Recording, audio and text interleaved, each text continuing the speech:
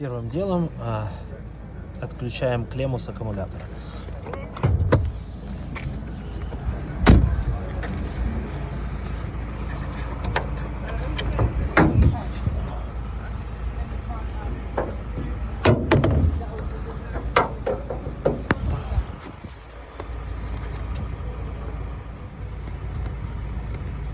Затем снимаем кожух руля. Сам кожух у нас на вот таких защелках. Вот раз, два, и вот спереди одна, такая. И вот здесь сбоку. Просто поднимается вверх, убирается вот сюда. Вот такой торкс S2T25. Выкручиваем болт вот отсюда. Еще два болта находятся вот здесь. Нужно повернуть руль, чтобы был к ним доступ. И с другой стороны такой же. Вот здесь его видно. Сам кожух снимается вот таким образом. Просто поддевается вниз. Вот здесь вот так же. И дальше он падает вот сюда вниз.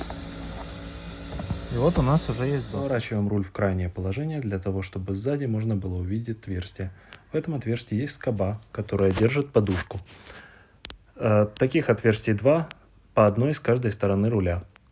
Для того, чтобы выщелкнуть подушку, нужно вставить отвертку плоскую и потянуть за скобу вниз. Вот таким образом. До того момента, пока подушка не выщелкнется. Или берем подушку,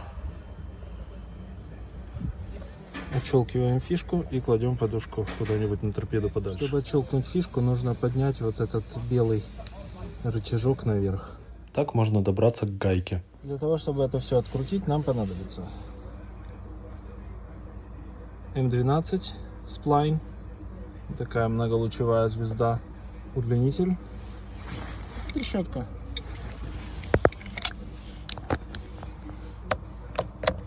Что мы делаем? Мы вытаскиваем ключ до того, как руль не заблокируется. Затем отворачиваем, затем вставляем ключ, разблокируем руль, ставим в нейтральное положение, достаем это все. Вот такая гайка. И вот мы видим, что тут уже есть насечки и на руле, и на плинте, на который он насаживается. И просто достаем руль. Вкладываем его куда-нибудь наверх. Или не наверх.